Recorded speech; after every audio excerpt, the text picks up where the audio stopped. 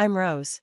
As I walked into my mother's house, the warm scent of roasted chicken and baked potatoes filled the air. I was expecting a usual family gathering, the kind where we catch up over a good meal, share some laughs, indulge in a bit of playful banter, and perhaps even witness a touch of the typical family drama, but nothing prepared me for what was about to happen. The moment I stepped in, I was greeted with warm hugs and loud greetings. My sister Lily, who was visibly pregnant, gave me a tight hug. "You look great, Rose," she said, though her smile didn't quite reach her eyes. Dinner was served, and the conversation started off lightheartedly. Dad went on about his latest fishing trip, while Aunt Mabel took her usual opportunity to complain about her neighbors. For a while, everything felt familiar, normal. Then, as we neared the end of our meal, my mother cleared her throat, signaling something serious. The room suddenly fell silent. I glanced around, sensing the tension. "Rose," my mom began, her voice somber, "there's something important we need to talk about." Her words felt heavy, and I noticed Lily avoiding my gaze. My heart tightened. "What is it? Is everything okay with the baby?" I asked, concerned. "The baby's fine," Mom reassured me. "It's just Lily is struggling a bit. Her apartment is too small, especially with a baby on the way." I waited for her to continue, a growing sense of unease washing over me. "We think it would be best if Lily moved into your house," Mom finally said. Her tone was matter of fact, but her words felt like a bombshell. I blinked, trying to process. "My house?" I managed to stammer. "You want me to give up my home?" "It's only temporary, dear," Mom quickly added, trying to ease the tension. "Just until Lily gets back on her feet. You have the space, and it's such a safe neighborhood for a child." I looked around the table, feeling a swirl of emotions. No one would meet my gaze, except Aunt Mabel, who nodded vigorously as though it was the most reasonable thing in the world. "But I've worked so hard for that house, it's my home," I said, my voice shaking slightly. "I know, honey," Mom said softly, "but family comes first, and Lily really needs this." Lily finally spoke, her voice barely above a whisper. "Rose, I wouldn't ask if I had any other choice." I felt a flood of emotions: anger, disbelief, guilt. How could they ask this of me, to give up the home I had built for myself? "Can we talk about this later?" I said, struggling to keep my composure. "I need time to process." Mom looked disappointed but nodded. "Of course, dear, we can discuss it later." The rest of the evening passed in a blur, the weight of the conversation hanging heavy in the air. I couldn't shake the feeling of being blindsided by my family, and I left that night with far more on my mind than I had anticipated.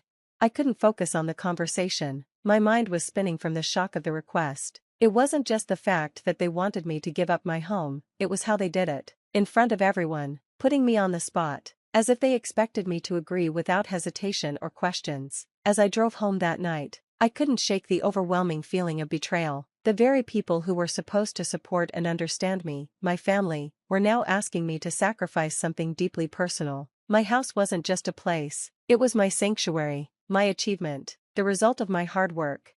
Lying in bed that night, staring up at the ceiling, I couldn't stop thinking about it. The house wasn't just bricks and mortar, it was filled with memories, dreams, and the sense of independence I had built for myself. The thought of giving it up felt unbearable, yet the guilt of possibly letting down my sister, Lily, and the rest of my family weighed heavily on me. I knew this wasn't just a simple request. It felt like a test of my loyalty to them, a challenge to my independence, and I was torn, pulled between wanting to meet their expectations and standing up for myself. That family dinner had set the stage for a conflict I wasn't prepared for, a challenge that would test my resolve in ways I hadn't imagined. As I finally drifted off to sleep, one thing was clear: the days ahead were going to be some of the toughest I had ever faced. The next morning, I found myself at my desk early, still distracted by everything that had happened the night before. The request to give up my home weighed on me heavily. It wasn't just a house, it was a place I had poured my heart and soul into, and paying the mortgage had been a struggle I was proud of overcoming. As I tried to immerse myself in work, my colleague and close friend, Mark, noticed the strain on my face. "Hey Rose, you seem off today, what's going on?" he asked, leaning against my desk. I sighed deeply, my emotions still raw. "It's a family thing," I explained. "They want me to give up my house for Lily." Mark's eyes widened in surprise. "Your house? But you've worked so hard for that place." "I know," I said, feeling a lump forming in my throat. "I've put so much effort into paying off that mortgage. And now, just because Lily's pregnant, they expect me to hand it over. As the day went on, my predicament slowly became the topic of discussion around the office. I hadn't meant to share it with everyone, but once Mark knew, the news spread quickly. In the lunchroom, Janet from HR approached me, her expression full of concern.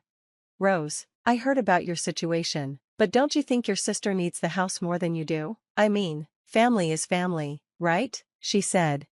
Her words hit me hard. I struggled to keep my composure. "It's not that simple, Janet," I replied. "I've sacrificed so much for that house. It's not just a building to me."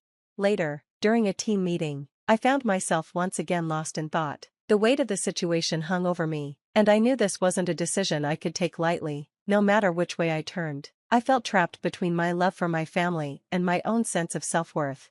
As I sat at my desk, trying to focus, I couldn't help but overhear a hushed conversation behind me. "If it were me, I'd just give up the house. That's what family does for each other," one of my colleagues muttered. Hearing that made my heart sink. It was disheartening to feel as though all my hard work and dedication were being dismissed so easily. Yet, not all my coworkers felt the same. Some offered sympathetic nods and words of encouragement, clearly recognizing the unfairness of my situation.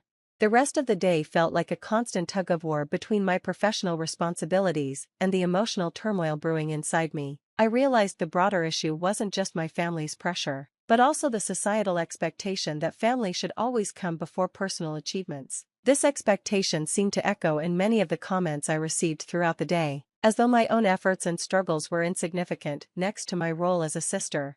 This wasn't just about my house anymore. It was about my identity, my independence, and my right to make decisions for my own life. The pressure from my family was difficult enough, but facing similar attitudes at work highlighted how ingrained these societal norms really were. As I left the office that evening, I felt a strange mix of frustration and clarity. I realized that standing up for myself would be no easy feat, especially when it meant going against what so many people considered to be normal or expected. But the idea of giving in to this pressure, of sacrificing my home and everything it represented, became more and more unthinkable as the day wore on. Driving home, I passed by familiar streets and landmarks, each one a reminder of the journey that had brought me to this point in my life. My house wasn't just a structure, it was a testament to my resilience, my independence, and the countless sacrifices I had made to get here. When I arrived home, I paused for a moment outside, staring at the house I had worked so hard to build and protect. The mere thought of giving it up, especially under such unfair circumstances, only strengthened my resolve. Inside, surrounded by the walls I had painted and the furniture I had carefully chosen, I felt a renewed sense of determination wash over me. I knew the road ahead would be tough, difficult conversations lay in wait, and the relationships with my family might become strained, but deep down, I knew I had to stand up for myself, for what I believed in, and for my right to make choices about my own life. My home represented more than just shelter, it was a symbol of everything I had fought for. That night, as I sat in my living room, I made a decision. I would not give up my house without a fight. I had poured too much of my heart and soul into it to let it go so easily. The pressure I had felt at work that day, the comments and societal expectations, only highlighted the importance of standing firm. It wasn't just about keeping a roof over my head, it was about my dignity, my right to choose my own path, and standing up against norms that so often disregarded individual efforts and achievements. At the local community center, where the weekly neighborhood gathering buzzed with energy and chatter, I realized I wasn't just preparing to defend my house, I was preparing to defend my independence and the life I had built. I had always felt a strong sense of community at the local gatherings, but tonight was different. I wasn't just here for the usual chit-chat, I had come seeking advice about the dilemma with my family and my house. Weaving through the familiar crowd, I exchanged greetings with neighbors until, inevitably, the topic came up. "So, Rose, this thing with your sister and your house must be tough," said Bob, my neighbor from 2 doors down, as he handed me a cup of coffee. I sighed deeply, feeling the weight of the situation. "It's complicated. I want to support my sister, but giving up my home, that's a big ask." "You've worked too hard for that house, Rose," Sarah from across the street chimed in. "It's unfair to expect you to just give it up." I was grateful for Sarah's support, but not everyone shared her perspective. "Family comes first, Rose," Greg, another neighbor, countered. "Sometimes we have to make sacrifices for the people we love." The discussion around me grew as others joined in, their voices rising in agreement or dissent. Some sided with Sarah, while others echoed Greg's view. The debate mirrored the broader societal expectations about family duty versus personal rights. Amidst the buzz, Mrs. Jenkins, an elderly neighbor known for her wisdom and kindness, gestured for me to join her in a quieter corner. Her eyes were filled with empathy as she began to speak. "Rose, I heard about your situation," she said softly. "Many years ago, I faced something similar. My family pressured me to make a sacrifice for my brother. At the time, I thought I was doing the right thing." She paused, a look of regret flickering across her face. "But giving in to that pressure is a decision I've regretted ever since. I didn't just lose something valuable, I lost a part of myself, my independence. It took me years to understand the full impact of that choice." Her words hit me hard. I could see the sincerity in her eyes, and I hung on to every word. "Your home," she continued, "is more than just a house, it's a symbol of your hard work and resilience. If you give it up because of family pressure, you might end up feeling like I did, regretful and diminished." I felt a knot in my chest as her words sank in. "I'm scared of making the wrong choice," I confessed quietly. Mrs. Jenkins squeezed my hand, her grip firm but comforting. "It's normal to feel scared, but standing up for yourself isn't just about keeping the house, it's about honoring your efforts and your decisions. You have every right to choose what's best for you, not just what others expect." A wave of emotion washed over me as her advice settled in. "Thank you, Mrs. Jenkins," I said, my voice thick with gratitude. "Your perspective means more than you know." Leaving the community center that evening, I felt a renewed sense of clarity and resolve. The conversation with Mrs. Jenkins, in particular, had given me the courage I needed. Her story was a powerful reminder of the importance of making choices that reflect my true self, rather than simply bending to family pressure. That night, as I lay in bed, thoughts of the upcoming confrontation with my family circled in my mind. It was going to be one of the hardest conversations of my life, but now, more than ever, I felt ready. I was determined to stand my ground. My home represented more than just a place to live, it was a symbol of my journey, my struggles, and everything I had achieved. I couldn't let it go without a fight. With a blend of nerves and determination, I invited my family over, knowing this would be a defining moment. The living room felt charged with tension as my family arrived. Mrs. Thompson, Lily, Dad, and a few aunts and uncles. Their faces displayed a range of emotions, from curiosity to concern. Once everyone settled in, I took a deep breath. "I've asked you all here to talk about the house situation," I began, my voice steady despite the rapid beating of my heart. "I understand why you think it's best for Lily to move in here, but I've made my decision." Mrs. Thompson quickly interrupted. "Rose, we're family. You should want to help Lily." "I do want to help Lily," I acknowledged, nodding at her, "but giving up my home isn't the answer. I've worked hard for this house, struggled to pay off every cent of the mortgage. It's not just a building, it's a symbol of my independence." A heavy silence followed as my words settled in the air. I continued, turning to Lily. "You're always welcome to come over if you're in a bind, but I can't give up my home. It's not fair to ask that of me." Lily looked down, her face a mix of disappointment and understanding. Mrs. Thompson, however, was less accepting. "Rose, you're being selfish. Family should come before everything else," she said, her tone sharp. Just then, Uncle Jim spoke up, his voice calm and steady. "I think Rose has a point. We can't expect her to give up everything she's worked for. There has to be another way." Aunt Mabel, siding with Mrs. Thompson, added, "But Lily needs a proper home for the baby. Rose has the space." The room erupted into a whirlwind of opinions. Some family members argued in favor of family duty, while others defended my right to my home and my choices. As the discussion heated up, Dad remained silent. Then, finally, he spoke, cutting through the noise. "Enough, this is Rose's decision, we should respect it." His words brought a slight sense of calm to the room, but the division was clear. Some nodded in agreement, while others, Mrs. Thompson and Aunt Mabel included, looked disappointed, even angry.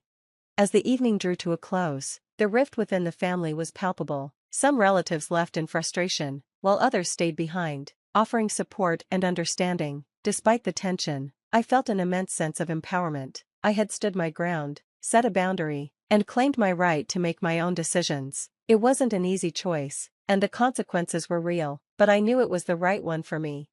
In the days that followed, I found comfort and solidarity in my neighborhood. I hosted a small gathering at my house, inviting neighbors who had stood by me. It was a simple event, full of laughter and shared stories, a sharp contrast to the tension of the family meeting. As we sat in the backyard, enjoying the cool evening breeze, I looked around at the smiling faces of my friends and neighbors. These were my people, those who respected my choices and understood the significance of my journey.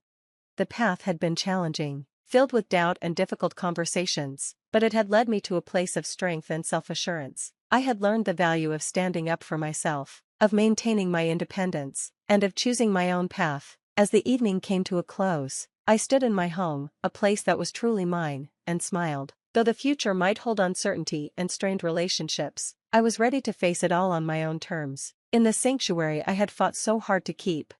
Rose's journey has reached its conclusion, but now I have a question for you. If you were in Rose's shoes, would you have made the same decision to keep your house, or would you have sacrificed your home for your sibling? This situation raises profound themes about family duty versus personal rights. What would you prioritize, and why?